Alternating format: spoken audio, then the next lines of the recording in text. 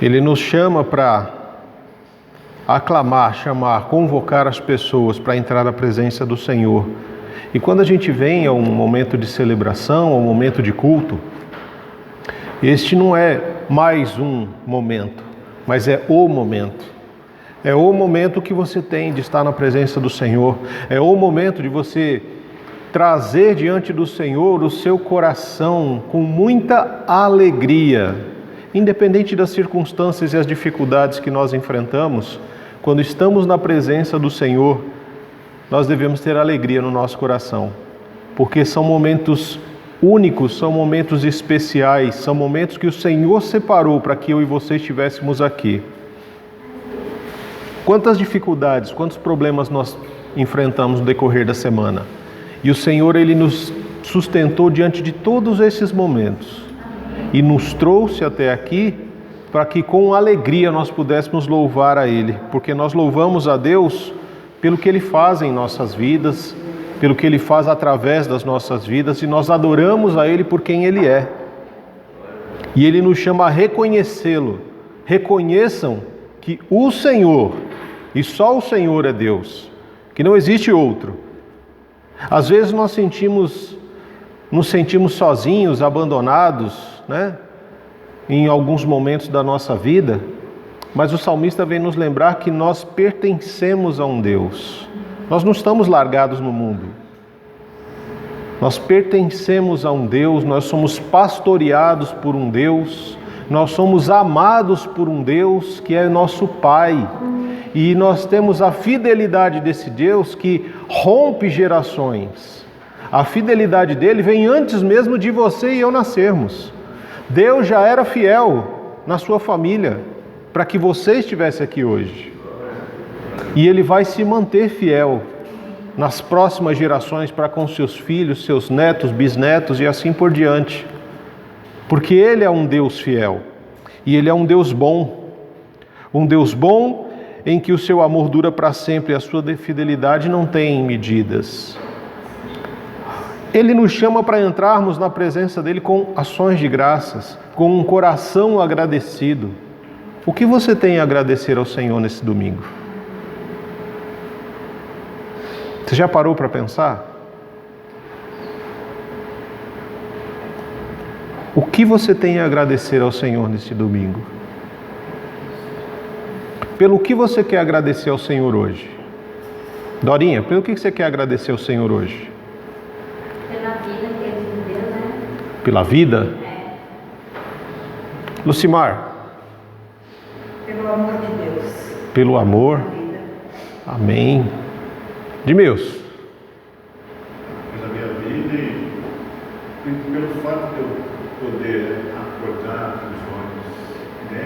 E essa visão, né, que a gente tem, cada vez poder ver, enxergar, né? Amém. Débora?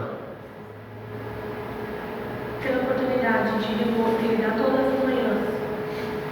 Porque ontem foi um dia, hoje será outro, e tem a oportunidade de ser melhor. Amém. Eu gostaria que você falasse uma palavra de elogio a Deus agora. Que vem no seu coração quando você pensa em Deus. Fala para Ele, vai falando para Ele. O que você quer falar para Ele? Como você elogiaria a Deus? Abre a sua boca agora e fala. Pode falar. Misericordioso, Maravilhoso. poderoso, Soberano. santo, Rei dos reis. Deus dos céus. Fiel. Essas palavras não são para mim, é para Ele. Fala para Ele. Fala. Ele está ouvindo. Jesus é tudo para nós. Glória a Deus.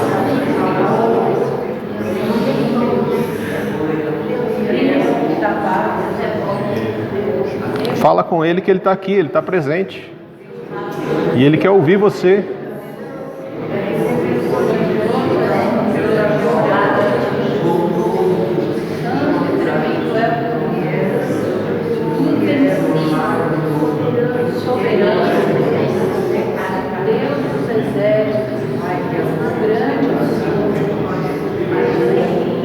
Único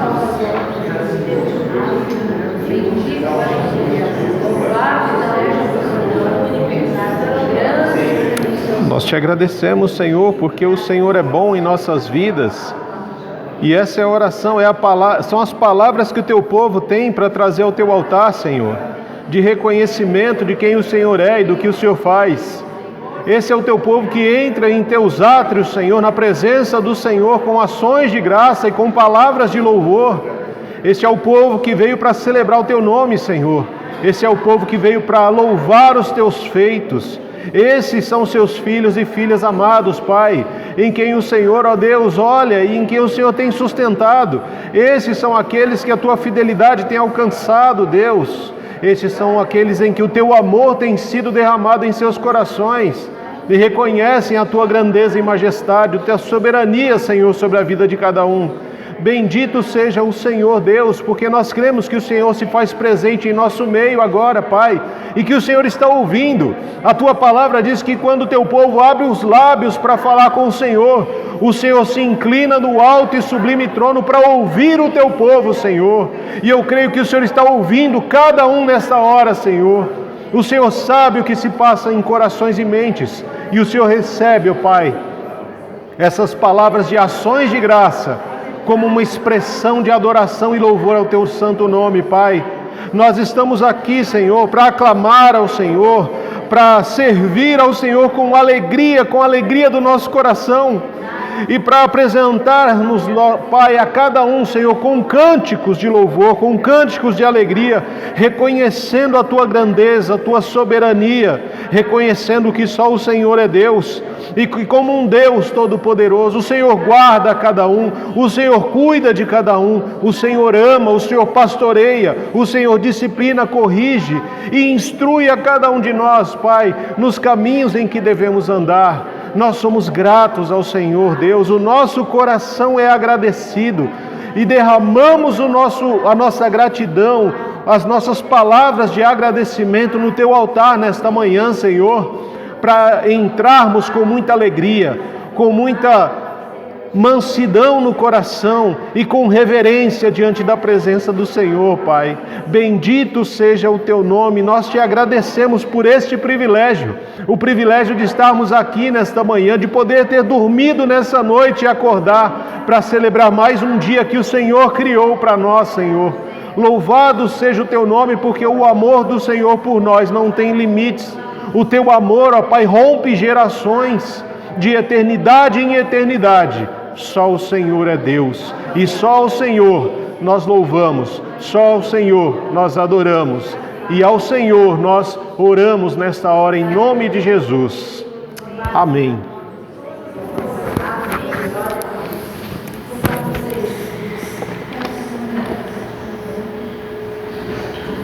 Amém, irmãos. A paz do Senhor. Amém. Em Lamentações 22, aliás, em Lamentações 3, 22, tem 3 capítulos, vocês iam me olhar com cara feio. Ele diz o seguinte: graças ao grande amor do Senhor é que não somos consumidos, pois suas misericórdias são inesgotáveis, renovam-se a cada manhã, grande é a sua fidelidade.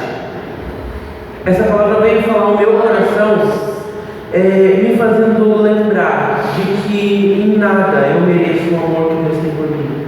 Em nada eu mereço todo o cuidado, toda a proteção, toda a segurança, todo o sustento, tudo que Ele me dá eu não mereço nada. É pela graça e amor imensuráveis dele que todos os dias nós recebemos a misericórdia para poder levantar, respirar, vir até a igreja, por exemplo, e louvar o nome dele.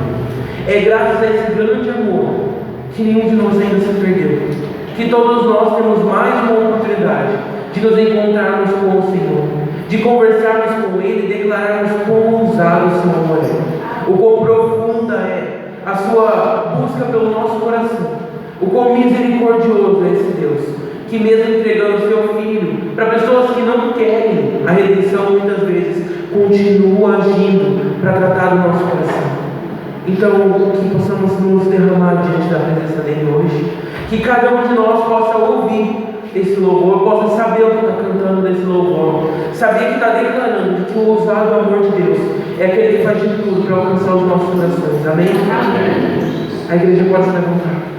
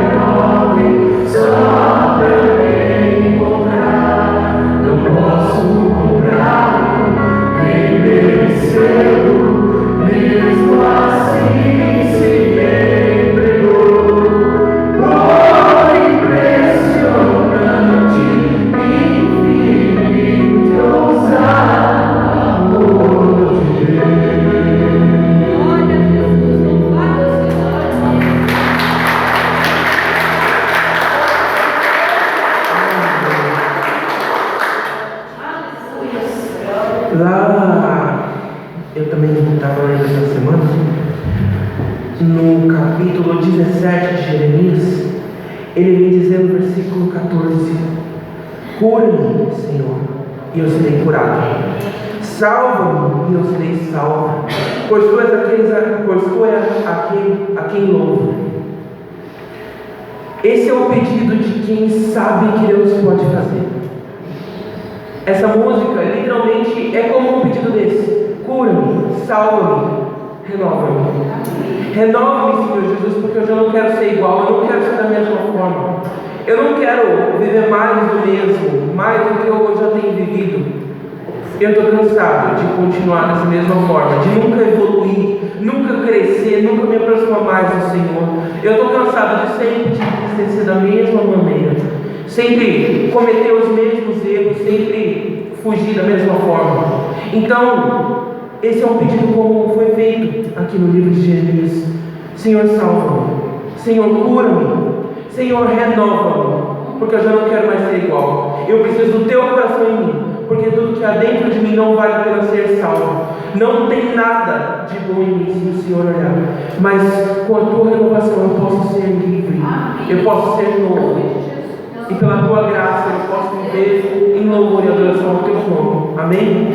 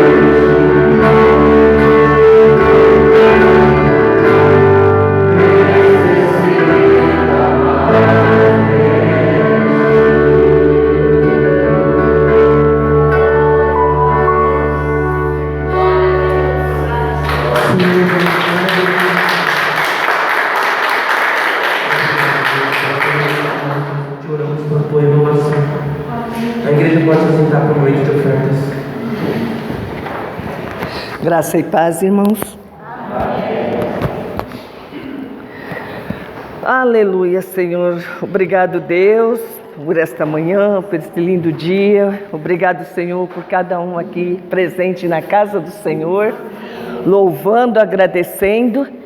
E mais um momento, né, da gente estar louvando e agradecendo com os nossos dízimos e as nossas ofertas. Amém?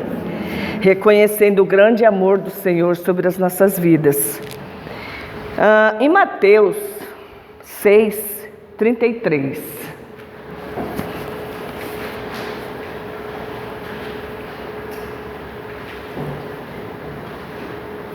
O Senhor fala conosco, né?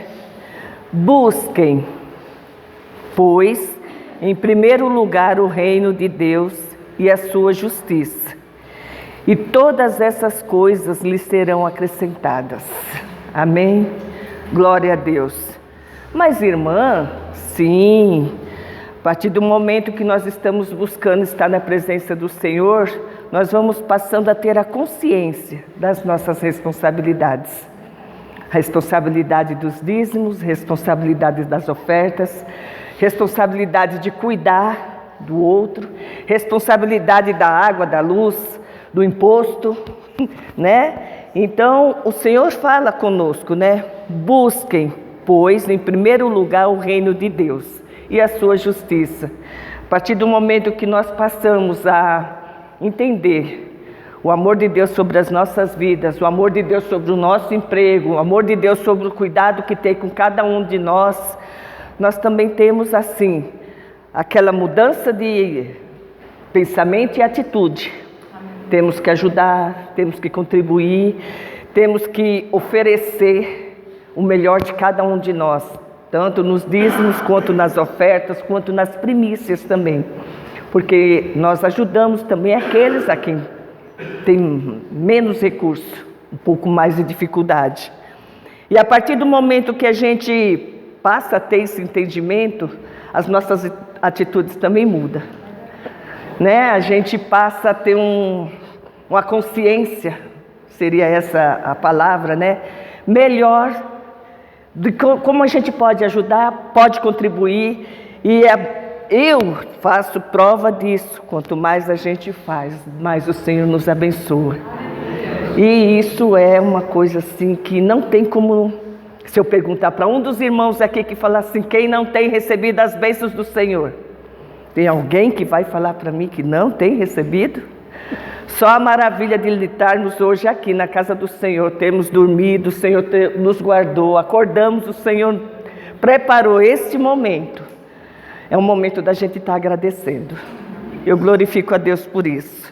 Que Deus abençoe a cada irmão e que nós não deixamos de continuar buscando. Quanto mais a gente busca, mais o Senhor nos ensina, mais o Senhor nos oferece, mais o Senhor nos guarda, mais o Senhor provém as nossas vidas. Glória a Deus por isso. Amém? Oremos. Senhor Jesus, glória e graças te damos, Pai, porque até aqui o Senhor tem, Senhor, tratado, nos sustentado, nos livrado, nos renovado, Senhor. Ó Deus, o teu grande amor tem nos alcançado. Glória e graças te damos por isso. Senhor, continua, Senhor, a guardar. Continua, Senhor, a abençoar Senhor, a nossa vida, Pai, naquilo que nós somos merecedores e aquilo que não somos merecedores, Senhor. Eu creio que o Senhor também vem colocar na nossa vida a consciência do que estamos, Senhor, em falta. E eu peço a Ti, Senhor, trata comigo e trata com cada um de nós aqui. Que nosso dia, Senhor, seja, Senhor, de reflexão, porque temos que estar buscando cada dia mais. Ó Deus, aquilo, Senhor, que Tu tens, Senhor, nos ensinado, aquilo que Tu tens, Senhor, tratado com as nossas vidas. Pai querido, abra, Senhor, o nosso entendimento para a honra e glória do Teu nome. É o que eu oro e agradeço em nome de Jesus. Amém. Amém.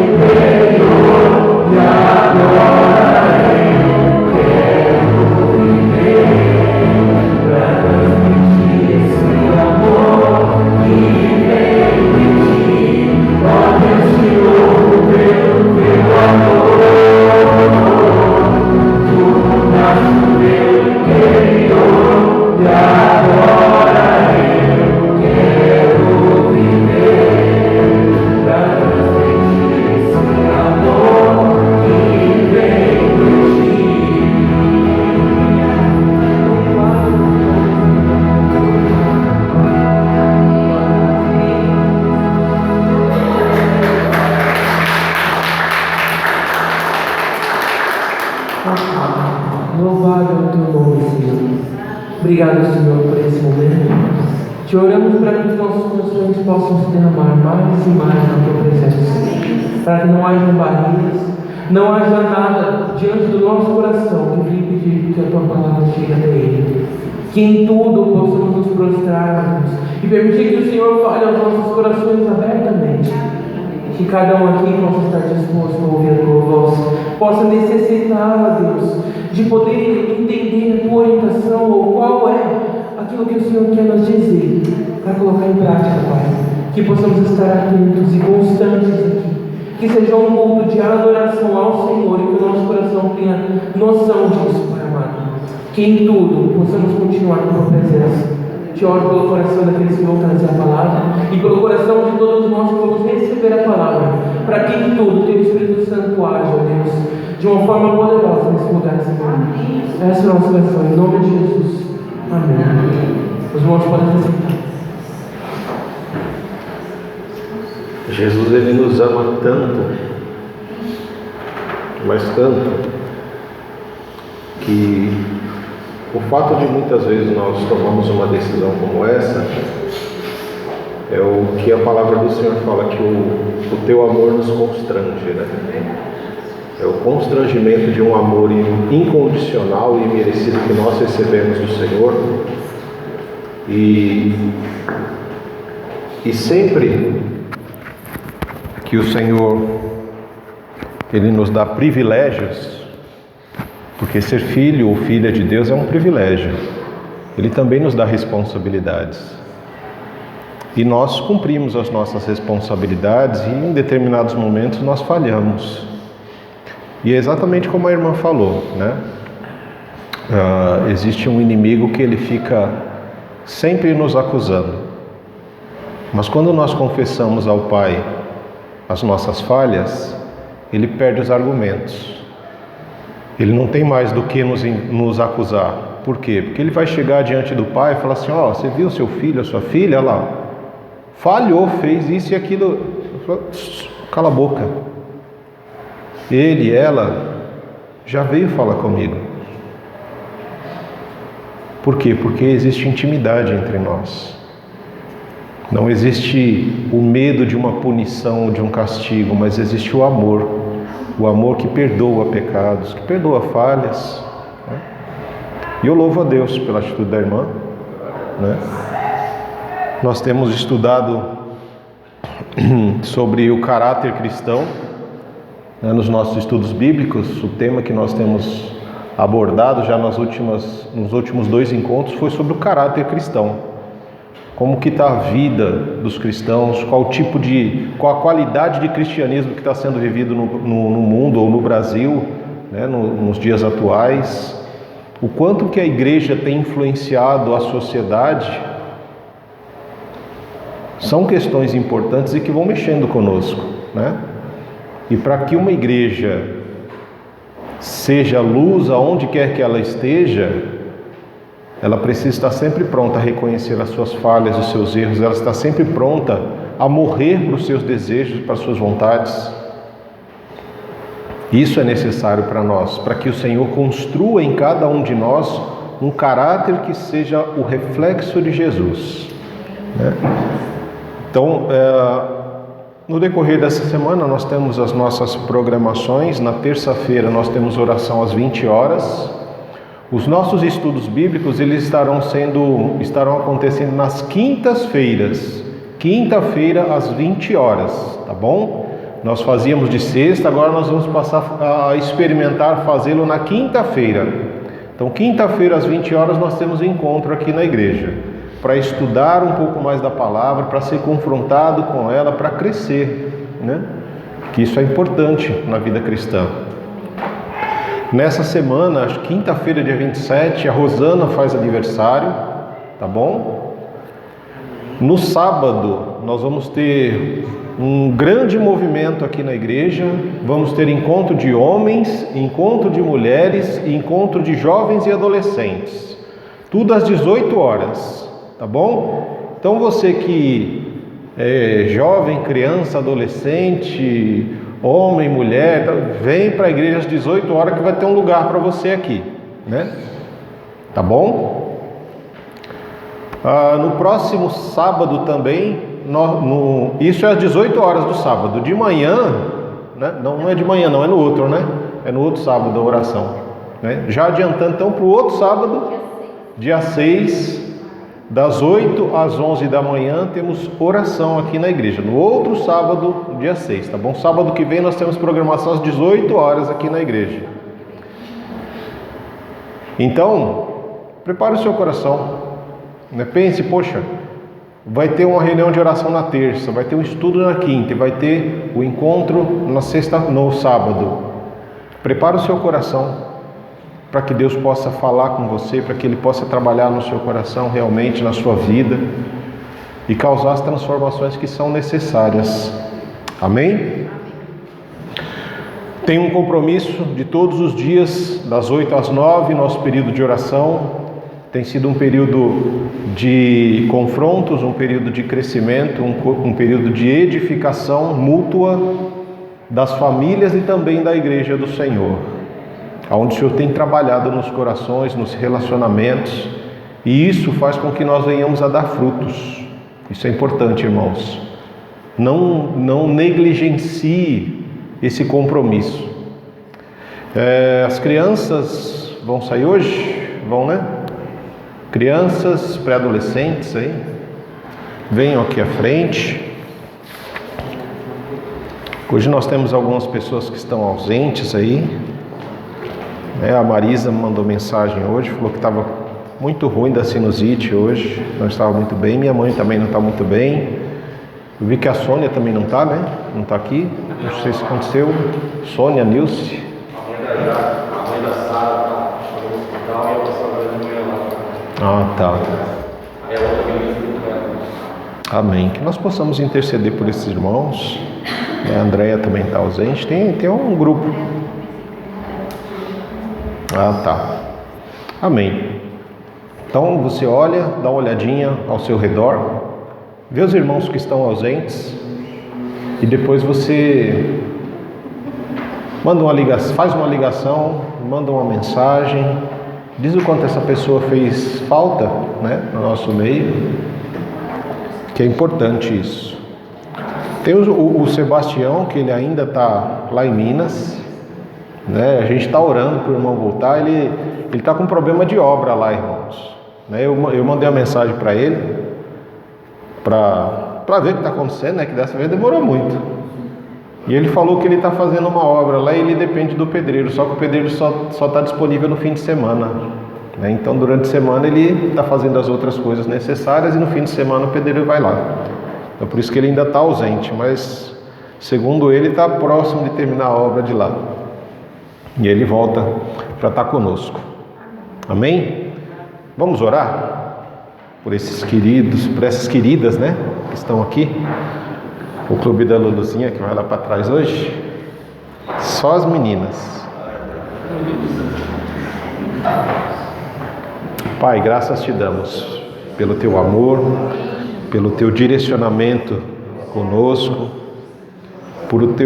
por esse amor tão grande que nós não conseguimos medir e tão forte que nos constrange, que nos leva a colocar para fora aquilo que nos faz mal, porque o Senhor não quer o nosso mal, o Senhor quer o nosso bem. Obrigado pelos compartilhamentos desta manhã, pelos louvores que foram entoados, pelas ofertas trazidas. Te agradecemos pela vida, Senhor, dos pré-adolescentes que aqui estão. Que o Senhor os abençoe, os proteja, os guarde, os fortaleça e que o Teu Espírito Santo fale ao coração deles por meio da vida da professora nessa manhã. Que em nome de Jesus o Senhor seja glorificado, Senhor, nesta reunião deles. Assim como o desejo do nosso coração é que o Senhor também seja glorificado enquanto a Tua palavra será ministrada aqui com os nossos irmãos. Que o Senhor nos use apenas como instrumento para que o Teu Espírito Santo alcance cada coração, cada vida. Que todo e qualquer impedimento, Senhor, seja ele de ordem física ou espiritual, possa cair por terra em nome de Jesus. Para que nós possamos realmente acolher essa palavra de vida, de transformação, para que o Senhor seja exaltado em nós e através de nós. Abra, Senhor, os nossos ouvidos, abra os nossos olhos, mas principalmente abra o nosso coração nessa manhã, Senhor. É a nossa oração em nome de Jesus. Amém. Amém, queridos. Deus abençoe vocês. Os irmãos podem se assentar. Não, pode deixar.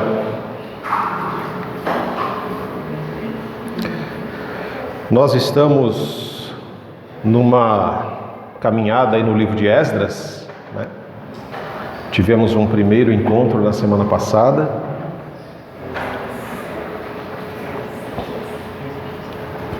Onde compartilhamos algumas coisas importantes e hoje nós queremos dar continuidade a isso, né?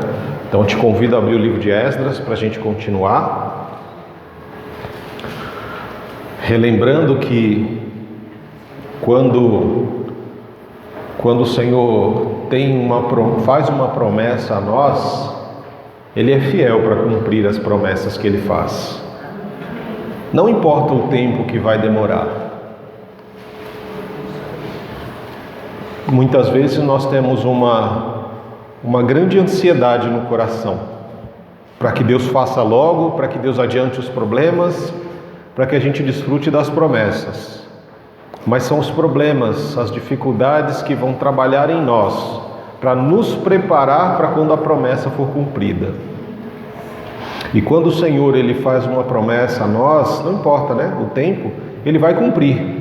E quando Ele começa a cumprir, Ele começa a despertar corações, como nós vimos na semana passada no capítulo 1, Ele despertou o coração de Ciro, Ele despertou o coração da liderança que estava vivendo como escrava, Ele despertou o coração do povo.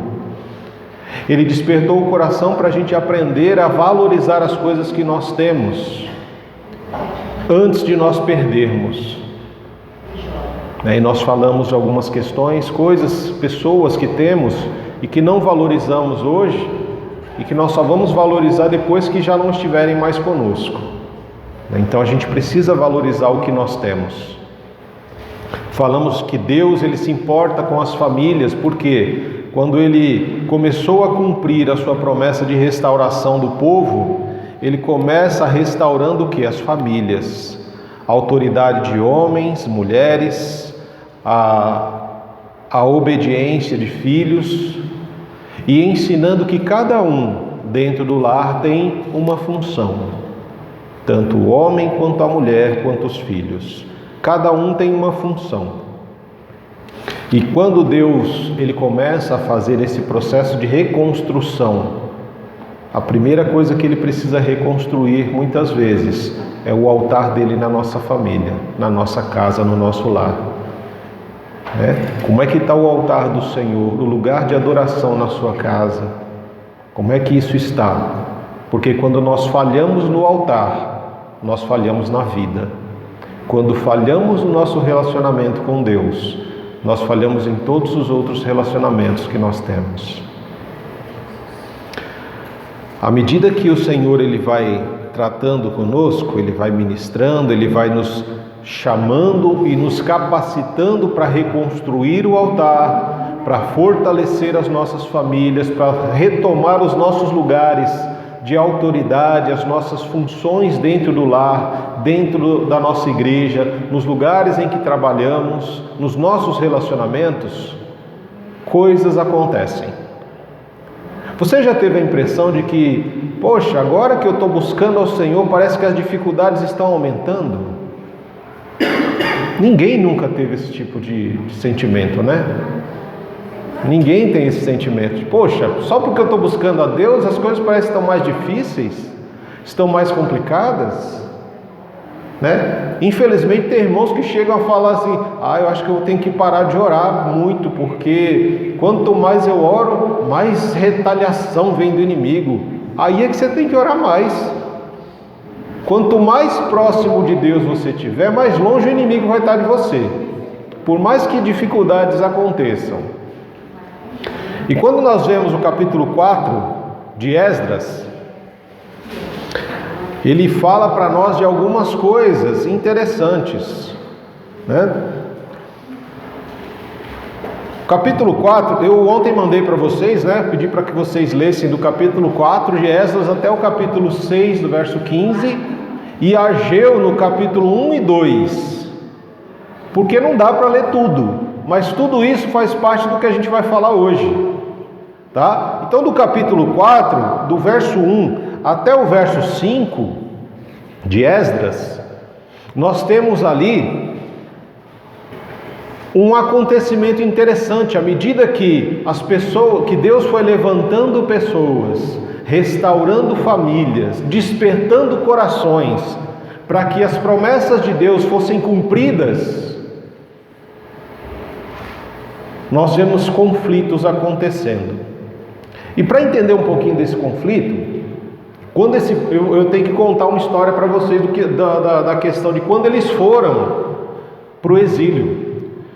Quando o povo de Israel foi levado para o período de escravidão e de exílio de 70 anos, não foi todo mundo, foi uma parte do povo, principalmente os líderes, as pessoas de influência na sociedade, os governantes, os políticos, os líderes religiosos, todos eles foram, e uma boa parte do povo também, mas ficou uma parte do povo lá, e essa parte que ficou numa cidade destruída, eles foram colonizados por assírios, babilônicos e persas. E o que isso quer dizer? Quer dizer que tinha um grupo de judeus que ficaram, e esse grupo de judeus que ficaram, eles foram subjugados. Olha, agora o que vale não são mais as regras que vocês tinham antes. Agora o que vale é a regra dos babilônicos. Então é a política dos babilônicos, é a religião dos babilônicos. Depois é a religião dos assírios e a política dos assírios, dos persas e assim por diante. E à medida que esses povos dominantes chegavam, eles traziam suas famílias e eles tinham relações comerciais, relações familiares. Tinham assírios casando com judeus, tinham babilônicos casando com judeus, tinham persas casando com judeus, e esses judeus que ficavam, eles já não tinham mais templo de adoração ao Deus Todo-Poderoso. Então eles passaram com os seus casamentos a adorar os deuses desses povos, babilônicos, persas, assírios. Então havia uma mistura agora. E essa mistura é chamada de samaritano. Esses judeus que agora não têm uma linhagem apenas judia, mas é uma linhagem misturada. É uma moça judia que casou com um rapaz babilônico, um rapaz assírio que casou com uma moça judia, e aí tiveram filhos, e esses filhos são chamados de samaritanos, né? Essa mistura de política e religião, que já não é mais aquela anterior que só servia ao único Deus. Então, quando o povo que foi para o exílio, para o período de escravidão, voltou, depois de 70 anos eles começaram a voltar, eles chegaram numa terra em que já não tinham mais pessoas só judias, mas tinham samaritanos, um povo que estava misturado, que eles adoravam vários deuses, inclusive o próprio Deus. E é algo que a gente vê lá em João, no capítulo 4, quando Jesus vai falar com aquela mulher samaritana, que ela fala: Senhor, mas a gente ouve que no Monte Gerizim, é em Jerusalém que o Senhor é adorado e tal. Ele fala: vai chegar o momento em que os adoradores adorarão o Pai em espírito e em verdade, né? Por quê? Porque havia esse tipo de separação, e era uma briga, né? Os samaritanos não se davam com os judeus e nem os judeus com os samaritanos. Os judeus chamavam os samaritanos de cachorro, né? Esses cachorros e não sei o quê, e os samaritanos também de volta. Então era uma cachorrada só, né? A relação deles era uma cachorrada. Então, quando nós lemos o capítulo 4, nós vemos o quê? Olha o que ele diz: os inimigos de Judá e de Benjamim souberam que os exilados estavam reconstruindo o templo do Senhor, o Deus de Israel. Eles foram a Zorobabel e a outros chefes de família e disseram: queremos participar da construção, pois também adoramos seu Deus, como vocês. Também temos oferecido sacrifícios para ele desde Esar-Hazon, rei da Assíria, desde que Esar-Hadon, rei da Síria, nos trouxe para cá. Mas Zorobabel e Jóshua e seus outros chefes de família de Israel responderam: de maneira nenhuma, vocês não podem participar desse trabalho. Somente nós construiremos o templo para o Senhor, o Deus de Israel, conforme Ciro, rei da Pérsia, nos ordenou. Então os habitantes da região tentaram desanimar e amedrontar o povo de Judá para que não continuassem a construção. Subornaram agentes para trabalhar contra eles e frustrar os planos. E isso prosseguiu durante todo o reinado de Ciro, rei da Pérsia, até que Dário, rei da Pérsia, subiu ao poder. Então o que estava acontecendo? Sempre que Deus levanta um povo para trabalhar, para que as promessas do Senhor se tornem reais, o inimigo trabalha ao contrário. Ele vai levantar gente, ele vai levantar pessoas para atrapalhar. Quantas vezes você já tomou uma decisão por Deus, falou: olha, eu vou mudar a minha vida, eu vou fazer as coisas diferentes, eu vou tomar uma posição real e verdadeira por Deus. E aí você começa a caminhar como Deus orienta. E aí de repente aparece um monte de gente levando você para o caminho contrário, né? Por exemplo, quando você fala assim: hoje eu vou fazer um jejum, porque eu quero ter mais intimidade com o Senhor. Aí aquele infilisteu incircunciso aparece e fala assim: ô meu amigo querido, você nunca viu um infeliz de jeito, não tem nem muita amizade, mas ele chega e fala assim: eu senti no coração hoje de pagar de na churrascaria e eu vou pagar para você ir comigo. Logo no dia que você fala que você vai fazer um jejum, aí o povo quer levar você para a churrascaria. Hoje eu trouxe olha que coisa gostosa que eu trouxe, tal, né? Lembrei de você, né? E vem aquele negócio que você gosta bastante, né? Um pudim, um bolo, uma coisa que você vê, você desanda. Mas rapaz, hoje não dá para ser amanhã? Não, mas é que eu lembrei de você hoje, é para hoje isso aqui. E aí você fica entre manter o seu jejum buscando intimidade com Deus, ou desagradar um amigo ou uma amiga que lembrou de você exatamente naquele dia e que trouxe algo que vai tirar você daquele propósito que você teve com Deus. São decisões que a gente precisa tomar.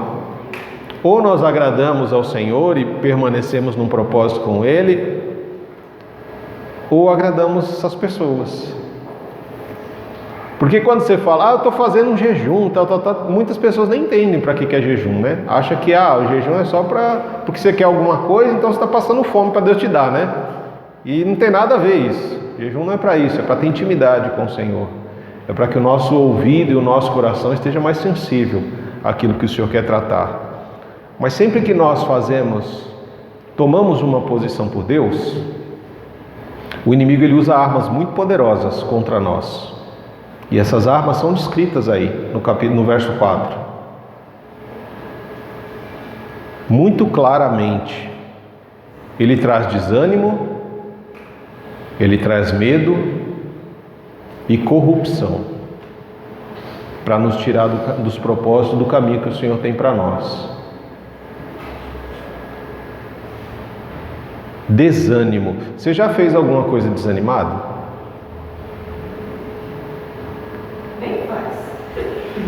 Né? Complicado, né? Quando você tem que fazer um negócio que você não quer fazer, que você já perdeu o ânimo de fazer aquilo, é um sacrifício, é um negócio complicado, é um peso de 1 tonelada nas costas e no coração. E quando você deixa de fazer alguma coisa com medo, porque o povo tinha medo, esse povo que voltou do tempo de escravidão, eles tinham medo de quem tinha ficado. Porque havia uma relação de opressor e oprimido ali. Havia uma mistura de babilônico, persa, com assírio, junto com judeu. Você não sabia quem mandava onde. E você está retornando para uma terra que já foi sua, mas que agora, depois de 70 anos, você perde a autoridade sobre aquilo, né? Por mais que Deus te leve de volta e prepare tudo, você vai ter que reconstruir vai ter que retomar os seus lugares. E eles tinham medo, e o inimigo colocou medo, colocou desânimo, e começou a fazer o quê? Subornar, corromper pessoas. Olha, quando ele botar um tijolo, você tira 2. Se ele der um passo para frente, você empurra ele 3 para trás. Você já trabalhou com gente assim? Que você vai e você faz um negócio, é fazendo na frente e ele desfazendo atrás. Um exemplo legal disso daí é quando você tem criança pequena, né? É você arrumando na frente e a criança desarrumando atrás. Você põe o negócio no lugar que você vira as costas, ele vai e derruba. Você limpa bonitinho, você tá brilhando, você virou as costas, ele entra com o pé cheio de barro. Era mais ou menos essa relação que estava acontecendo. Enquanto o pessoal estava trabalhando para tentar reconstruir o templo, tinha uma galera trabalhando o contrário. E com isso eles escreveram uma carta, mandaram para o rei, falando: ó, esse povo que retornou aqui para essa terra, esse povo é um povo de confusão, rapaz. Esse povo aqui não gosta de pagar imposto. Esse povo não gosta de adorar os deuses que vocês adoram. Eles dizem que tem um Deus que é só deles, que é um Deus único só para eles. Eles são exclusivistas, eles são exclusivos. Só tem um Deus e esse Deus é só deles. E eles gostam de arrumar confusão, hein? É povo barraqueiro que está vindo para cá. E mandaram essa carta lá para o rei. Aí o rei na época leu, foi pesquisar, olha, é verdade, esse povo aqui é um povo resistente. E por isso, há 70 anos, a gente teve que pegar pesado com eles e levar eles para eles aprenderem a obedecer. Então o rei manda uma carta de volta e fala assim: ó, está embargada a obra, está suspensa, para tudo, não é para fazer mais nada. Esse povo levou 2 anos para lançar os alicerces do templo. E aí chegou essa ordem do rei e mandou parar tudo. Eles já vinham desanimados, porque estavam nesse trabalho danado, né? Eles fazem, os caras fazem o contrário. Tinham medo desse pessoal, porque vai que esse pessoal é meio louco, né? A gente nunca espera, nunca sabe o que vai passar na cabeça do outro, que é contrário àquilo que a gente está fazendo. E agora também tinha essas questões, tinha uma ordem do rei, falando: ó, para tudo. Aí parou. Olha lá o verso 24. Assim, a obra no templo de Deus em Jerusalém foi interrompida e ficou parada até o 2º ano do reinado de Dário, rei da Pérsia. E aí eu tenho uma pergunta para você.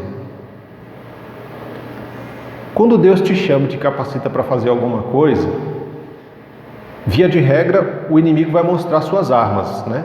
Ele vai lançar o desânimo, o medo, vai trabalhar na corrupção, na injustiça contra você.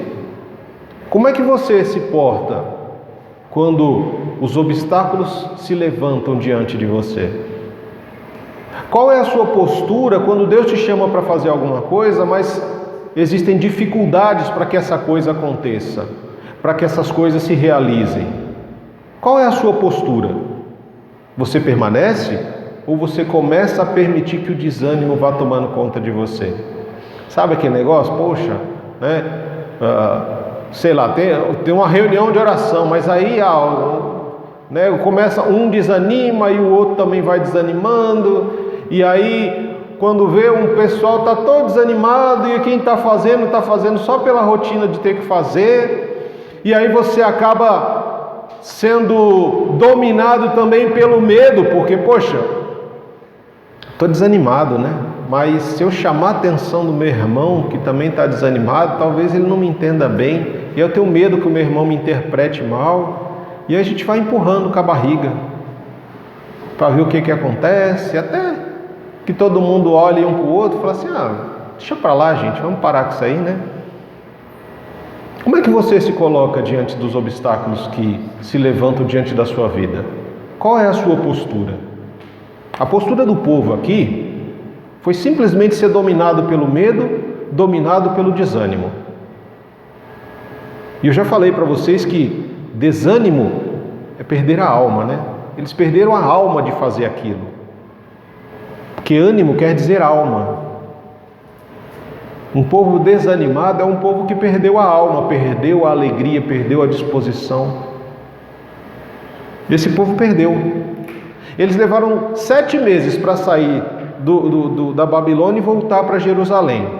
Em 2 anos eles lançaram todos os fundamentos do templo. E aí eles ficaram parados por 18 anos. 18 anos que eles viveram desanimados, com medo e cedendo à corrupção. Porque quando a corrupção, ela corrompe o nosso coração. E a gente para de fazer aquilo para o qual nós fomos chamados e capacitados. Aí no capítulo 5, diz que nessa época os profetas Ageu e Zacarias, filho de Ido, profetizaram aos judeus de Judá e Jerusalém. Falavam em nome do Deus de Israel, que estava sobre eles. Em resposta, Zorobabel, filho de Sealtiel, e Jóshua, filho de Jeozadak, começaram outra vez a reconstruir o templo de Deus em Jerusalém. E os profetas de Deus estavam com eles e os auxiliavam. E aí a gente precisa ir lá para Ageu. Vamos para Ageu? Vai um pouquinho para frente aí, você vai chegar no Ageu.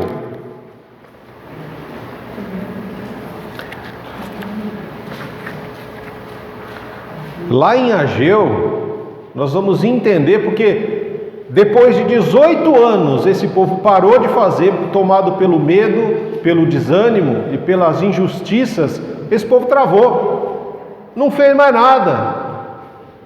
Até que 18 anos depois, Deus levanta estes homens como boca dele, como profetas, para despertar novamente eles, porque Deus começou despertando corações no capítulo 1 de Esdras, para que retornassem e começassem a reconstrução. Em momento nenhum Deus mandou eles parar. Mas o inimigo levanta, usa armas, ele tira o ânimo das pessoas. Ele, no lugar do ânimo, ele põe o que? Medo. E vai trabalhando na corrupção, na injustiça, para corromper os pilares de uma dependência de Deus. E Deus permitiu que isso acontecesse por um bom período. E 18 anos depois, Ele levanta homens e fala através da boca desses homens para despertar o coração dessas pessoas novamente. Nós vamos ver apenas o que Ageu falou. O Zacarias depois você lê na sua casa, tá bom? A gente vai dar uma olhada no que o Ageu falou. Por quê? Depois de 18 anos, Deus envia 4 mensagens a esse povo. 4 mensagens no período de 4 meses. Ele manda a primeira mensagem e só depois de 23 dias que essa mensagem começa, parece que a entrar na cabeça e no coração das pessoas. Em Ageu, aí no capítulo 1, ele vai mandar uma mensagem ao povo, começando pelos líderes, por Zorobabel e por Josué. Zorobabel é o governador de Jerusalém, de Judá, e o Josué era o sacerdote. Um era responsável pela reconstrução do templo e o outro pelo ritual religioso, que é o sacerdote, o Josué. E aí o Senhor no verso 2 diz para ele assim: olha, assim diz o Senhor dos Exércitos. Esse povo diz: ainda não chegou a hora de reconstruir a casa do Senhor. Faz 18 anos, gente. Faz 18 anos e o povo fala: não, ainda não é a hora. Ainda não está na hora da gente reconstruir o templo de Deus. Só fazem 18 anos que a gente parou, a gente já lançou os alicerces. E então o Senhor, verso 3, então o Senhor enviou esta mensagem por meio do profeta Ageu: por que vocês vivem em casas luxuosas enquanto a minha casa continua em ruínas? Assim diz o Senhor dos Exércitos: vejam o que tem acontecido com vocês. Vocês plantam muito, mas colhem pouco. Comem, mas não se saciam. Bebem, mas ainda têm sede. Vestem-se, mas não se aquecem. O seu salário desaparecem como se vocês estivessem colocando eles em uma bolsa furada. Assim diz o Senhor dos Exércitos: vejam o que tem acontecido com vocês. Você já teve essa impressão de que o seu salário não chega até o fim do mês?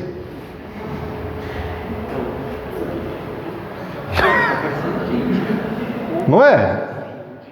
Você come, mas continua com fome. Daqui a pouco você está com fome de novo. Você toma um copão d'água e daqui a pouco já está com sede outra vez. Você põe as roupas, mas parece que não aquece. Por que essas coisas acontecem conosco? Por que você recebe o salário e aí você começa a pagar tudo que é conta? Você recebeu de manhã, quando chega no fim do dia parece que o salário já acabou. Ainda tem 30 dias pela frente para o próximo. Mas você fala: Jesus, que provação. Essa mensagem aqui de Ageu, ela vem exatamente falar para aquele povo que estava naquele tempo. Por quê? Eles saíram de um lugar de escravidão e foram para um lugar para ser reconstruído. Reconstruir o templo, restaurar os relacionamentos, restaurar autoridades, restaurar a comunhão, restaurar a relação com Deus. Aí começou naquela empolgação, 2 anos, vamos lá, vamos trabalhar, aquela alegria, aquele negócio legal, lançamos os alicerces e aí começaram algumas dificuldades. Aí o povo começa a desanimar, porque no começo tudo é festa, né? Quando a gente começa alguma coisa, é aquela euforia, aquela alegria, mas depois que a gente se acostuma com o lugar, a gente se acostuma com as pessoas, com as coisas, o desânimo chega, o medo de chamar a atenção também, e aí nós permitimos que o nosso coração muitas vezes seja corrompido. Corrompido pelo quê? Pelas coisas dessa terra, pelas coisas desse mundo. E por 18 anos, essas pessoas que tinham sido chamadas e capacitadas para uma reconstrução e uma restauração, eles simplesmente se deixaram dominar pelo desânimo e começaram a viver a vida para eles mesmos. O meu salário é para mim mesmo, o que eu recebo é para mim, o que eu tenho é meu, e o outro, cada um com seus problemas, não tem nada a ver com a vida do outro. E o tempo? Ainda não é tempo. Só se passaram 18 anos. Ainda não está na hora da gente pensar nas coisas de Deus. E aí eu te pergunto, quando é que você vai começar a pensar nas coisas de Deus? Porque o povo depois de 18 anos ainda achava que estava cedo ainda para pensar nas coisas do Senhor. E muitas vezes nós vivemos assim. A gente vive uma semana após a outra. E a gente vai sempre postergando. Não, ainda não está na hora. Ainda não é a hora da gente tomar uma decisão real por Deus. Ainda não é o momento da gente tomar um posicionamento realmente por Deus. Não, a gente ainda está novo. Vamos deixar para frente. Quando a gente tiver um pouco mais de idade, a gente pensa nisso. Vamos viver a vida, vamos aproveitar. Quanto tempo você ainda vai esperar para assumir um compromisso com Deus? Porque esse texto, quando a gente começa a observar, a primeira coisa que Deus começa a mostrar para eles: olha, vocês estão vivendo uma vida com prioridade invertida. Eu libertei vocês, eu conduzi vocês, eu dei recursos financeiros para vocês, mas vocês estão usando tudo que eu dei para vocês mesmos, e não para fazer o que eu mandei vocês fazerem. A prioridade está invertida.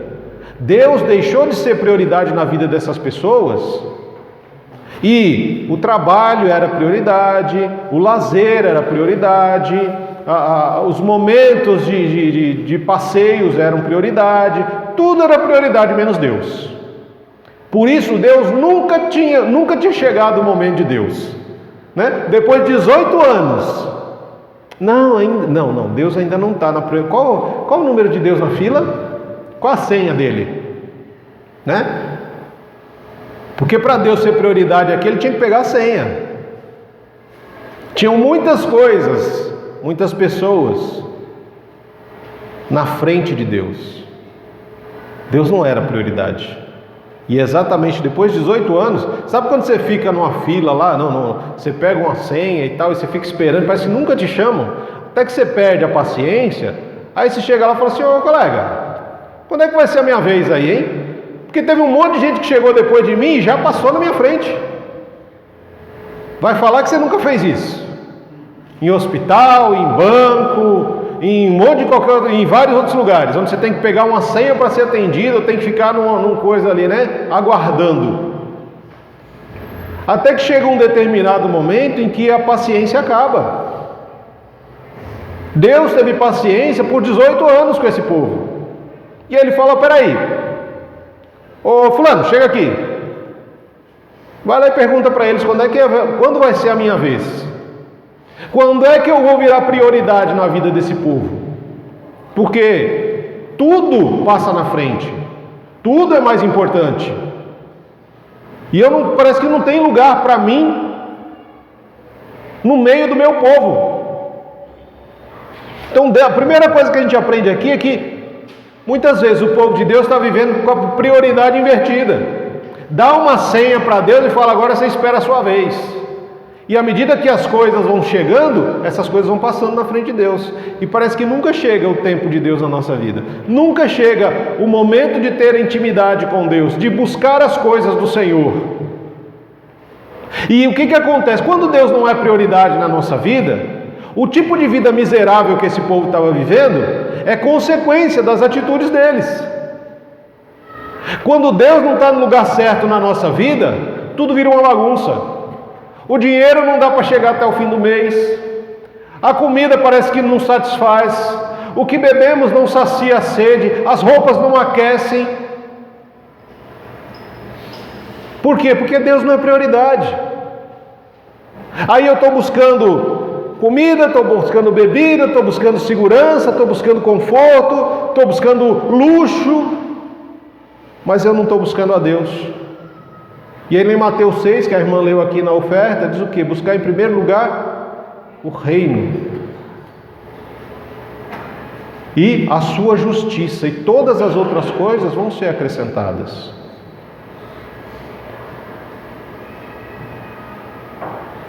Será que Deus tem sido prioridade na nossa vida? Se nós temos passado e vivido esse tipo de dificuldade que muitas vezes acontece conosco,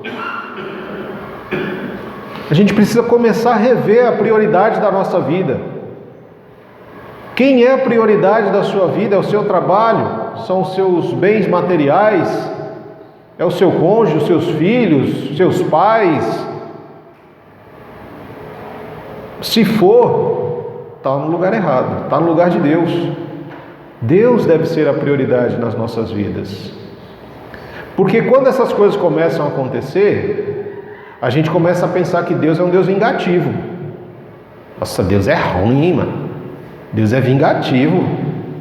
Olha só o que Ele está fazendo. Só que a gente não para observar que existe uma lei na física que diz que toda ação tem uma reação contrária ou a favor. Não é verdade? Se você tem uma ação, você deve esperar uma consequência, boa ou ruim. Se você plantar vento, você vai colher tempestade. Se você plantar cuidado, você vai colher cuidado. Se você plantar amor, você vai colher amor. Agora, se você plantar ódio, você vai colher ódio também. E esse texto nos ensina essas questões. As armas que o inimigo usa, desânimo, medo e corrupção, elas vão acabando com os nossos relacionamentos, vão nos cegando para que a gente não coloque Deus no lugar que Ele tem que ficar. Ele vai nos tornando pessoas surdas. A gente escuta, mas não ouve.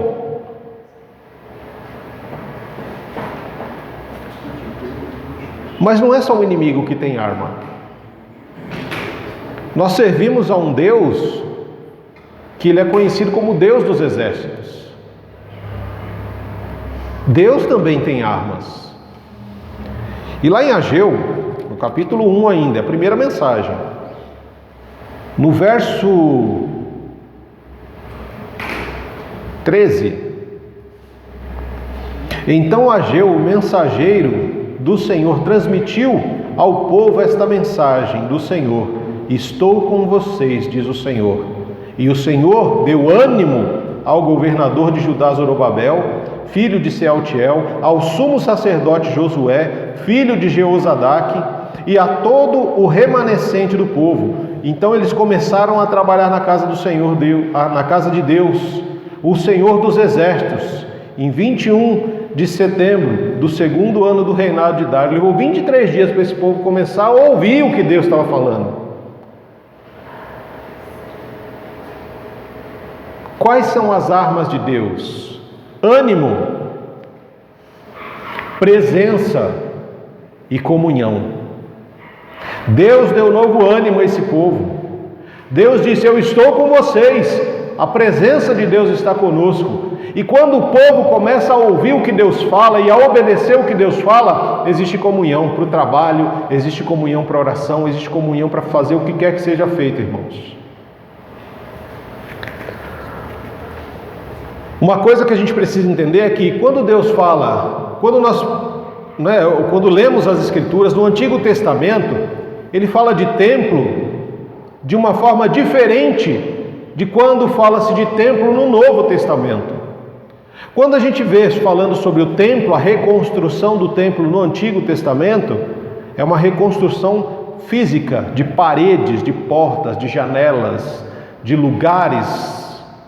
Mas quando nós vemos falar sobre a reconstrução do templo no Novo Testamento, ele está falando de pessoas. Porque no Antigo, Deus habitava num lugar, no templo de Jerusalém. No Novo Testamento, Deus habita em pessoas. Pessoas precisam ser reconstruídas, lares precisam ser reconstruídos, relacionamentos precisam ser restaurados. Tanto que Jesus diz: olha, derruba esse templo e em 3 dias eu vou reconstruir. Nossa, mas levou mais de quase 40 anos para reconstruir o templo. E você fala que em 3 dias você vai reconstruir? Está doido, Jesus? Jesus estava falando de um novo templo, um lugar onde Ele havia de habitar. Eu e você, pessoas, seres humanos. E quando fala-se de investir no templo lá no Antigo Testamento, ouro, prata, bens, tudo para a reconstrução do lugar. E como é que a gente faz isso no Novo? A gente precisa investir financeiramente em pessoas. De que forma? Seminários. Investindo em seminários, investindo em cursos, investindo em treinamento, em estudos bíblicos. Investir para que essas pessoas sejam capacitadas através do quê? Do conhecimento das Escrituras. Nós precisamos investir em pessoas. Poxa, de repente fulano quer estudar e tal, mas não tem condição financeira. De repente o povo pode se juntar em comunhão para poder ajudar aquela pessoa a fazer aquilo. São formas da gente investir em gente. Poxa, vai lá e faz um curso de aperfeiçoamento para você melhorar na sua vida profissional, para você abençoar o reino, para você ser testemunho aonde quer que você esteja. Nós precisamos investir. Por quê? Porque nós temos muitas vezes a consciência, ou não temos a consciência de que a igreja existe para capacitar pessoas, porque a igreja somos nós, não são essas paredes que a gente vê aqui. Isso aqui é uma instituição, mas nós é que somos a igreja, e onde nós vamos é onde a igreja vai. Quando a igreja se preocupa com as pessoas, ela está fazendo aquilo por qual ela foi chamada: cuidar das pessoas, preparar essas pessoas a desenvolver os seus dons e colocar esses dons a serviço do reino. E aí muitas vezes nós temos a ideia de que mas tem gente às vezes na igreja que precisa de ajuda, mas não pede. E tem gente que pode ajudar muito, mas não se dispõe. Não, vai dar trabalho, e aí eu vou ter que investir tempo, vou ter que ter paciência, vou ter que ter amor para fazer aquilo. E qual é o problema? O problema é que a gente está preocupado com as nossas coisas. É o meu dinheiro, é o meu tempo, é a reconstrução da minha casa. Eu não estou dizendo que você não deve se preocupar com as coisas pessoais. Você deve se preocupar com isso sim, mas não negligenciar as outras. Nós devemos investir em pessoas espiritualmente, orando com elas e por elas, jejuando por elas e com elas. Nós devemos investir nessas pessoas, discipulando essas pessoas, ensinando essas pessoas a viver uma vida que agrada ao Senhor, a viver uma vida de dependência do Senhor.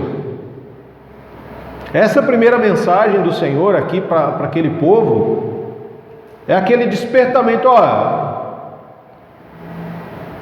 as coisas estão erradas, você entendeu errado, você está negociando princípios e valores que não são negociáveis, você está colocando prioridade errada na sua vida, e por isso as coisas estão ruins, por isso que o casamento não está bom, por isso que o trabalho não vai bem, por isso que na igreja as coisas parecem que não funcionam. Por quê? Porque Deus não tem sido prioridade na nossa vida. Nós temos medo do que o outro vai falar, nós temos receio do que vão pensar, nós temos medo disso, medo daquilo, nós temos desânimo, preguiça de fazer as coisas do Senhor. E aí eu me lembro da igreja de Éfeso, quando chega lá em Apocalipse, o Senhor fala assim: ó, você faz tudo isso, beleza, mas tem um problema, você perdeu o primeiro amor, o teu coração já não pulsa mais, já não existe alegria de fazer as coisas. Você faz porque entrou numa fila aí de prioridades e virou uma bagunça a sua vida. E a gente não pode viver assim. Esse não é o chamado de Deus para nós. E depois de 23 dias, essa mensagem foi pregada e o povo não tinha ouvido. Eles escutaram, como a gente muitas vezes faz na igreja, né? A gente vem, a gente escuta, mas não ouve. E a gente sai e continua fazendo as coisas erradas do mesmo jeito. Depois de 23 dias, parece que perfurou o ouvido e conseguiu adentrar na mente e no coração daquele povo. E aí parece que uma vez que esse povo ouviu, falou: opa, então a gente está errado, nós estamos errados, faz 18 anos que a gente está vivendo de forma errada, a gente precisa começar a viver do jeito certo. E uma vez que o povo responde ao chamado de Deus com obediência, Deus renova a alma, dá ânimo ao povo. Deus faz o quê? Eu vou estar com vocês, vocês não estão sozinhos, a minha presença agora vai estar com vocês. Não importa se o inimigo vai botar medo, eu estou com vocês. E João diz que o verdadeiro amor, ele lança fora todo medo. A presença de Deus em nós lança fora do nosso coração qualquer tipo de medo ou receio que a gente tenha. Quando Deus nos dá um ânimo, Ele renova a nossa alma, Ele nos dá disposição para fazer as coisas. Não importa o dia, não importa a hora, não importa o lugar, nós vamos e fazemos, porque é para o nosso Deus. E quando a igreja compreende isso, existe comunhão. Nós partilhamos da vida, de coração e de sonhos. E eles começaram a construção novamente do templo. E aí no capítulo 2, a partir aí do verso 3 até o verso 9, é a segunda mensagem que o Senhor tem para eles. Essa segunda mensagem, o Senhor vai chamar aquelas pessoas. Lembram que eles ficaram 70 anos como escravos? Ainda existiam pessoas vivas que viram o primeiro templo e que agora estavam participando da reconstrução do segundo templo. E aí Deus fala assim: olha, veja o testemunho dessas pessoas. Eles viram como era o primeiro templo, como foi grande o templo de Salomão, a grandeza, a majestade, a riqueza, o que eles viveram ali. Aquela construção foi maravilhosa, mas ela foi destruída, ela foi queimada, ela foi arrasada. E agora vocês vão reconstruir esse templo. Talvez ele não tenha a mesma beleza externa que tinha o primeiro, mas a glória dele vai ser maior do que a da primeira. Por que ele diz isso? Porque no primeiro templo, a fumaça de Deus encheu o templo quando Salomão orou. A presença de Deus estava ali. E nesse segundo templo? Esse segundo templo, existia um homem chamado Jesus, que haveria de vir muitos anos depois que este templo tivesse construído. E esse Jesus é o Filho de Deus, o único, o unigênito Filho de Deus que viria à terra. E ele haveria de adentrar este templo. E este templo teria muito mais glória do que o primeiro, porque esse templo teve Jesus encarnado ali no templo. Teve um Jesus que purificou esse templo, lançando fora as mesas dos cobradores de impostos, porque depois de um determinado tempo, o templo virou um lugar de comércio. E aí o dono do templo chega, e ele enche aquele templo da glória dele, com zelo. E nós precisamos entender isso, que nós não podemos viver presos ao passado, ao saudosismo. A esperança é maior do que a saudade, irmãos. Guarda isso no seu coração. A esperança é maior do que a saudade. Porque nós temos pessoas, por exemplo, que nós sentimos saudades, mas nós temos esperança de revê-las um dia, não é? Muitas pessoas têm saudade, porque há não sei quanto tempo atrás a igreja era assim, a igreja fazia assado, a igreja cantava desse jeito, a igreja pregava daquele jeito e tal, mas os tempos, eles avançam, as coisas mudam, e a igreja precisa responder às necessidades dos tempos atuais. Não dá para viver de saudosismo, olhando para trás, porque se a gente viver olhando para trás, a gente vai tropeçar e vai cair. É bom, ou melhor, foi bom? Foi, mas ficou no passado. Hoje, as coisas são diferentes. E no futuro, serão mais diferentes ainda. Então eu tenho que aprender a olhar para o passado para aprender. Eu olho para o passado para aprender. Aprender o quê? A transformar o meu presente. Eu aprendo com os erros e acertos do passado para transformar o presente e assim construir um novo futuro. E assim tem que ser a nossa vida. Muitas coisas aconteceram. Foi bom ou foi ruim, mas já foi. Agora é uma nova oportunidade de transformar essas coisas boas e ruins para que no futuro coisas novas sejam vividas. Nós precisamos observar essas questões, e é isso que ele está ensinando para esse povo, que existe aquilo que foi do passado ficou no passado, e que agora vamos olhar para frente, vamos reconstruir o templo, vamos. Deus, ele quer fazer coisas muito maiores e melhores na sua vida hoje do que ele já fez no passado. Mas você precisa parar de ficar agarrado no passado, irmão. Você precisa olhar para frente. Você precisa ter coragem no dia de hoje, no presente, para tomar decisões que vão impactar o seu futuro. Decisões e compromissos com Deus, com a sua comunidade, com a sua família.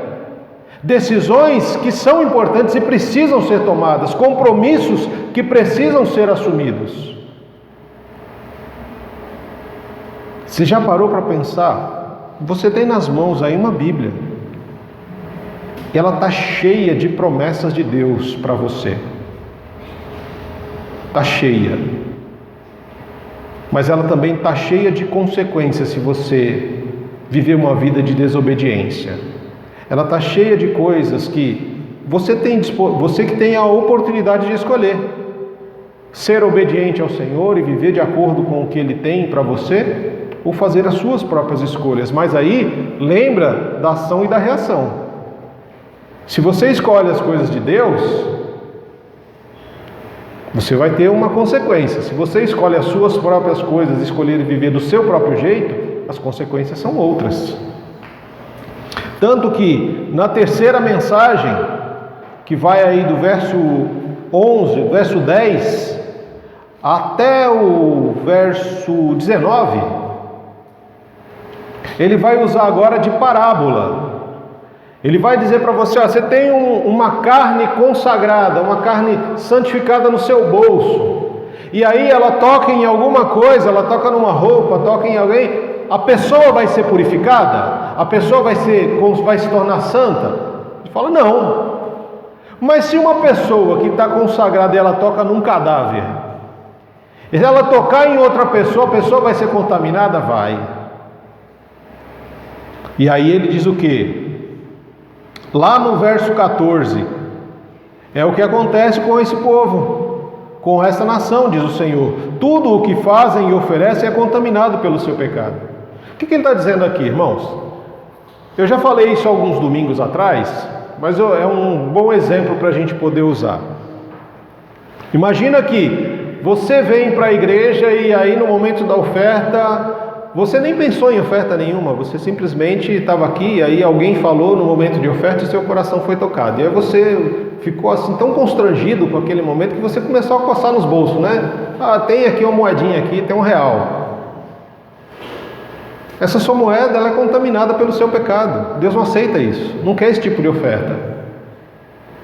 A oferta que Deus aceita é aquela que você, quando lá atrás, ele fala da questão do salário que não chega no fim do mês e tal, mas eu vejo muita gente fazer milagre com salário.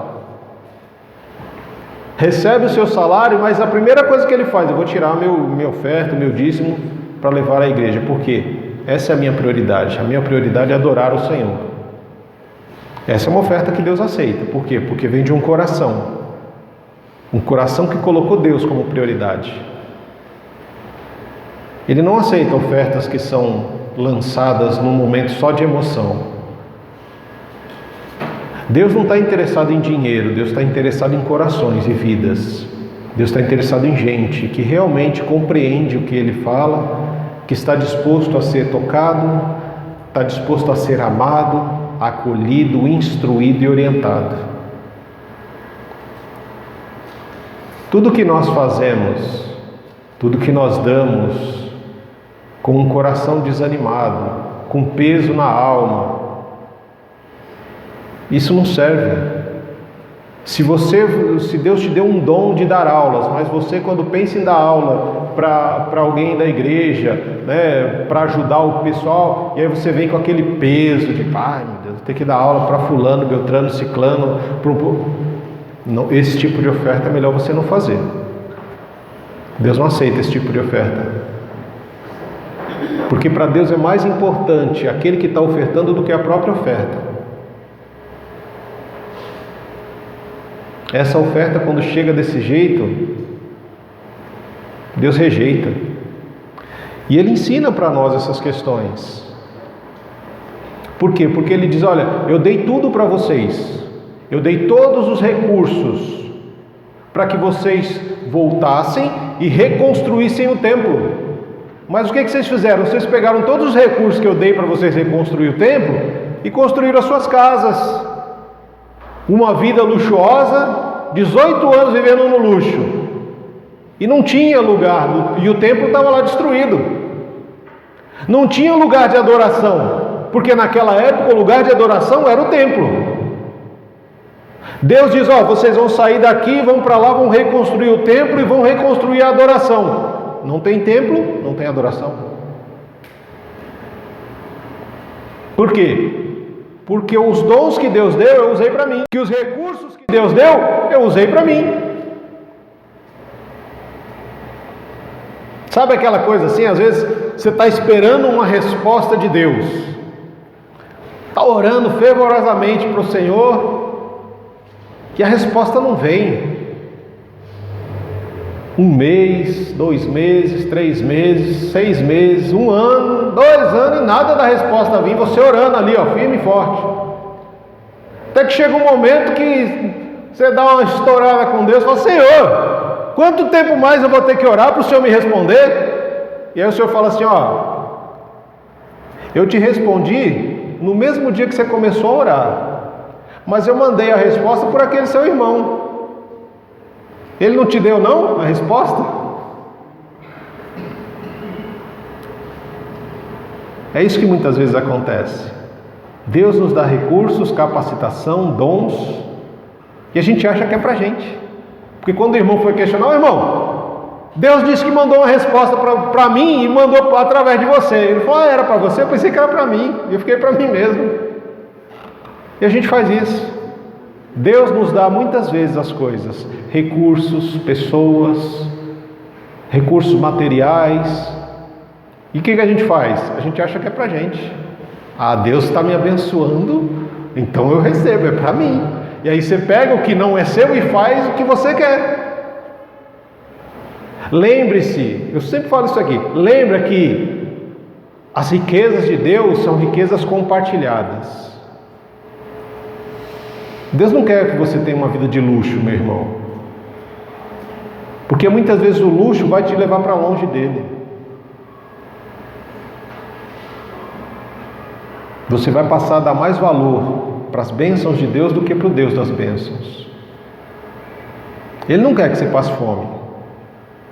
Mas Ele também não quer que você viva no luxo. Então toma cuidado com as coisas que você tem recebido, que talvez nem sejam para você. Lembra da missionária que veio aqui alguns domingos atrás? Que ela tinha recebido lá um dinheiro de aniversário? Deram lá um cartão presente para ela de aniversário?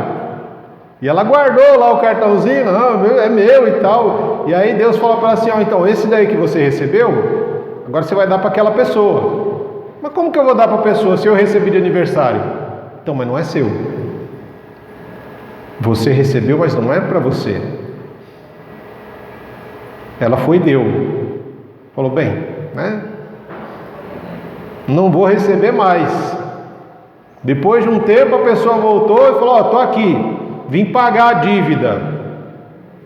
Aí ela ficou, nossa, né? Vou receber o dinheiro de volta, tal. E Deus fala o que para ela? Devolve o dinheiro porque ele não é seu. Mas como não é meu? Eu recebi de aniversário. Aí o senhor falou que não é meu, eu tive que dar para a pessoa. Agora a pessoa está me devolvendo. E o senhor fala que ainda não é meu, que é para devolver para ela. É, para devolver para ela. Porque quando a pessoa veio pagar a dívida, ela estava sem nada. Não tinha nem dinheiro para comer. E quando ela devolve o dinheiro novamente, ela compreende que as bênçãos do Senhor não são para nós, elas são para ser compartilhadas.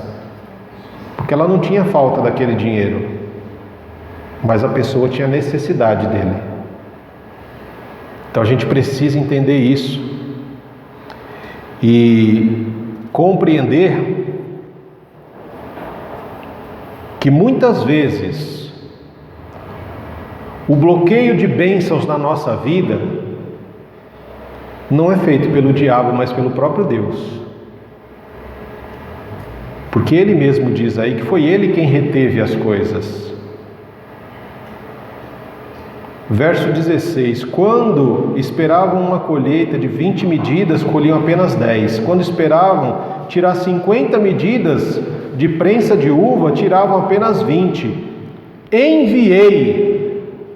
Deus fala, fui eu que enviei ferrugem, mofo e granizo para destruir tudo que vocês trabalharam para produzir. E no entanto, vocês não se voltaram para mim, diz o Senhor. 18 anos vivendo uma vida miserável. Plantava 50, só colhia 10. Plantava 100, só colhia 20.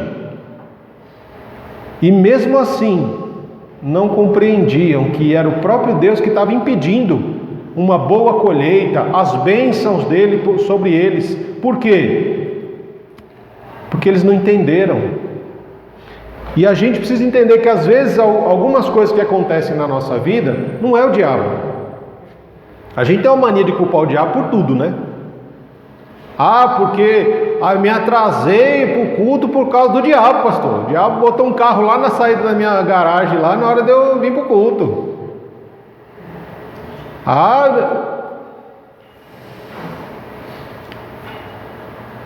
Muitas vezes, ou eu diria até que a maioria das vezes, uma boa parte dos impedimentos da nossa vida são causados por nós mesmos e outras vezes pelo próprio Deus.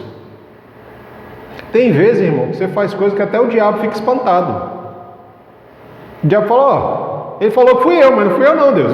Essa daí eu sou inocente. Né? O ser humano tem uma mente muito fértil E tem uma facilidade para usar a inteligência que Deus dá para coisas ruins que é absurda. Coisas que até o diabo fica espantado. E quando ele fala, ah Senhor, foi o diabo que me fez fazer. Aí o diabo se defende e fala, ó, essa daí eu não tenho nada a ver não, eu sou inocente, foi ele. Né? E existem coisas na nossa vida que é o próprio Deus que impede que aconteçam. E por que Deus impede que aconteça? Primeiro, para que a gente possa enxergar a maneira errada como nós temos usado os benefícios que Deus nos dá. Deus nos dá coisas, mas muitas vezes não é para a gente, é para abençoar outras pessoas. Então Ele não permite às vezes que bênçãos sejam derramadas sobre as nossas vidas, para que a gente possa compreender como nós temos usado de forma errada as bênçãos que o Senhor tem nos dado. A segunda questão que Ele faz esses bloqueios é para nos levar ao arrependimento. A gente precisa se arrepender dessas coisas e mudar de atitude. E a terceira questão pela qual Deus muitas vezes impede que bênçãos cheguem para nós é para a gente aprender a depender dEle. Porque à medida que Deus nos abençoa e nós vamos recebendo e achando que é só para nós, nós vamos vivendo uma vida de luxo e deixamos de depender do Senhor. E aí nos tornamos como uma igreja de Laodiceia. Nós já temos tudo, nós somos ricos, nós temos isso, temos aquilo outro. E na realidade nós nos tornamos miseráveis, pobres, cegos e nus. E a última mensagem que esse povo recebeu vai do verso 20 até o verso 23, que é uma mensagem em que o Senhor fala para Zorobabel que ele o escolheu e que ele vai abalar céus e terras. Logo Deus vai abalar céus e terra e vai fazer de Zorobabel o governador. Lembra que Zorobabel é da linhagem de Davi. E através dessa linhagem ele vai abalar céus e terras. Por quê? Porque logo Jesus virá. Jesus virá para habitar nesse templo, para passar lá no templo. E vai abalar vidas, vai abalar o templo, vai abalar a religião. E Zorobabel vai ser usado como instrumento nas mãos do Senhor, como um anel de selar, porque todo rei tem um anel com selo, para selar os tratados e contratos, para selar as cartas, e Deus fala que irá usar Zorobabel como esse selo. E o que nós aprendemos aqui? Assim como ele usou Zorobabel para a reconstrução do templo, e disse que ia usar ele como um selo para que todos vissem, o Senhor escolheu você, escolheu a cada um de nós, nos separou e nos selou com o Espírito Santo, para sermos cartas vivas, escritas por Deus e lidas pelo mundo. Aonde você for, as pessoas vão estar lendo Deus na sua vida. Talvez a pessoa nunca vai chegar a ler uma Bíblia enquanto ela existir, mas se ela ler você, ela precisa ver as Escrituras em você, ela precisa ver Jesus na sua vida. E é esse o maior objetivo. Deus nos separou, nos capacitou, nos deu dons, nos selou com o Espírito Santo como garantia de que Ele vai voltar para buscar aqueles que são seus, e Ele quer encher você da glória dEle.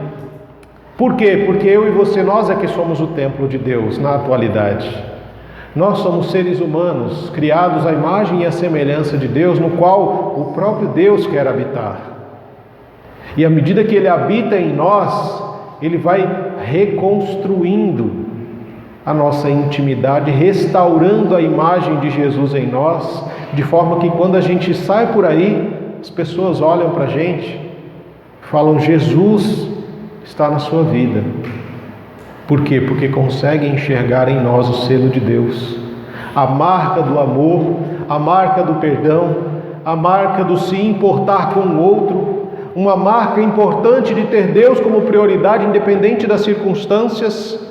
É isso que o Senhor está fazendo na minha e na sua vida, meu irmão, minha irmã. E à medida que Ele usa as suas armas, renovando o nosso ânimo, a sua presença estando em nós,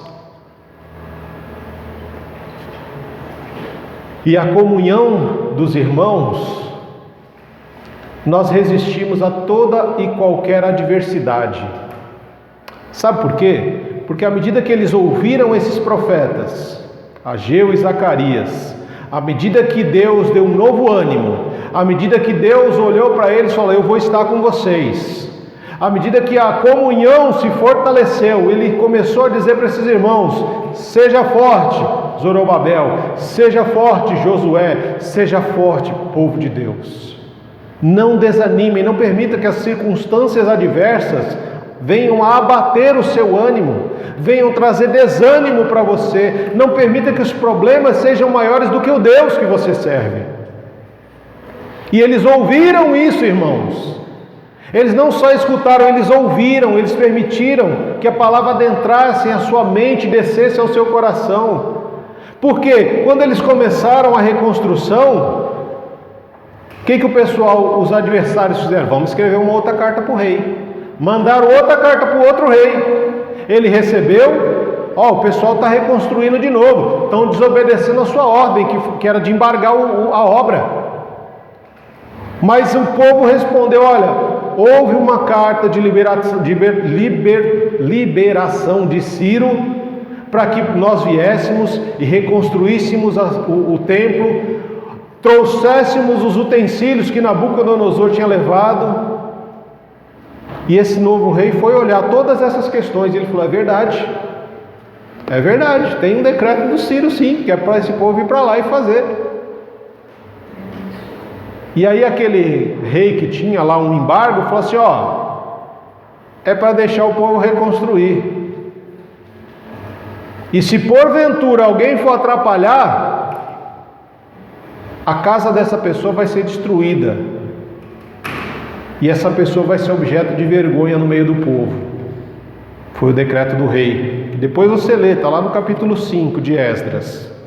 E no capítulo 6, lá no verso 14, com isso os líderes dos judeus puderam continuar o seu trabalho.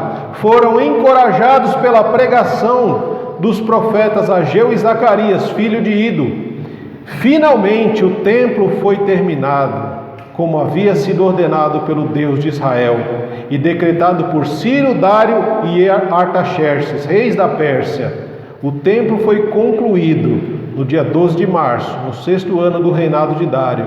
E aí eles vão dizer que houveram festas, houve alegria, e eles celebraram a Páscoa, assim que o templo foi reconstruído, porque a Páscoa é a celebração de um povo que saiu da escravidão e agora se encontra em liberdade. A palavra do Senhor, quando ela é ministrada, irmãos, ela é muito clara para nós. E nós temos orientação de que não endurecer o nosso coração, como aconteceu, por exemplo, no deserto. Mas nós precisamos ouvir a mensagem, não apenas escutar. Se você só escuta, sai daqui e continua fazendo as mesmas coisas, você não ouviu o que foi pregado. Ouvir implica em pensar sobre isso, em sentir isso e fazer com que isso cause uma revolução, uma transformação dentro de nós. Isso vai nos levar a uma atitude diferente, uma atitude que vai refletir o Deus a quem nós servimos, que foi o que aconteceu com esse povo. Talvez você precise de ânimo, talvez você precise da presença de Deus, talvez nós precisemos viver em maior comunhão com Deus e com os nossos irmãos, e nós não podemos negligenciar isso. Então, irmão, hoje essa palavra foi ministrada para você ouvi-la e permitir que ela chegue ao seu cérebro, e você vai refletir sobre ela e vai fazer mais, você vai permitir que ela desça. Ela vai descer até o seu coração e você vai sentir essa palavra no seu coração. E à medida que ela for sentida no seu coração, você vai permitir que Deus renove o seu ânimo, que Deus habite dentro de você ricamente e poderosamente, Para quê? Para que as suas atitudes, elas reflitam esse Deus, o único Deus. E que você entenda que quando Ele for prioridade na sua vida, a sua vida vai ser diferente. Eu quero te convidar a orar comigo. Eu não sei se Deus tem sido prioridade na sua vida ou não. Ou se Ele é apenas mais alguma coisa importante dentre todas as que você tem. Se Ele só for alguém importante, eu digo que precisa haver mudança na sua vida. As coisas estão no lugar errado. E talvez por isso não esteja dando certo. Talvez você esteja desanimado. O Senhor quer te dar novo ânimo nessa manhã. Ele quer renovar sua alma. Ele quer renovar sua alegria. Ele quer renovar suas forças, a sua disposição. Mas você precisa querer isso. Porque a reconstrução do templo só foi possível a partir do momento que esse povo ouviu e disse sim a Deus. Sim, Senhor, eu quero. Sim, Deus, eu quero. Sim, Deus, eu quero. Senhor, sim, nós queremos. Nós queremos um ânimo novo, Senhor. Nós queremos disposição. Nós queremos alegria, nós queremos a presença do Senhor habitando em nós poderosamente, ricamente. Nós queremos compartilhar aquilo que o Senhor tem abençoado nas nossas vidas, sejam bens materiais, sejam dons, seja tempo. Nós queremos, Senhor, porque à medida que nós compartilhamos, nos tornamos mais ricos no Senhor e no Teu reino. Nós queremos servir ao Senhor Deus, sem medir o tempo, sem medir o lugar, sem medir as circunstâncias. Nós queremos olhar para o Senhor acima da tempestade que nos cerca. Nós queremos ser fortalecidos no Senhor e as nossas famílias, Pai. Nos ajuda nos nossos lares, ó Deus, porque nós cremos que o Senhor está reconstruindo famílias, o Senhor está reconstruindo lares, o Senhor está restaurando pessoas, relacionamentos, o Senhor está restaurando a sua imagem e a sua semelhança em cada um dos teus filhos, Pai. Nos ajuda a não atrapalhar o trabalho do Senhor, a obra do Senhor em nós, porque nós cremos que aquele que começou a boa obra em cada um de nós, Ele é fiel e justo para completá-la até a volta de Jesus. Oh Senhor Deus, tem misericórdia das nossas falhas, perdoa os nossos pecados, nos ajuda a enxergar aquilo que nos afasta do Senhor e nos leva, Senhor, dia após dia para mais perto do Senhor, meu Deus. O Senhor conhece cada vida, o Senhor conhece cada mente e cada coração. O Senhor sabe as resistências que nós criamos para que a Tua palavra se cumpra em nossa vida. O Senhor conhece as desculpas que nós damos para não permitir que as mudanças aconteçam em nós.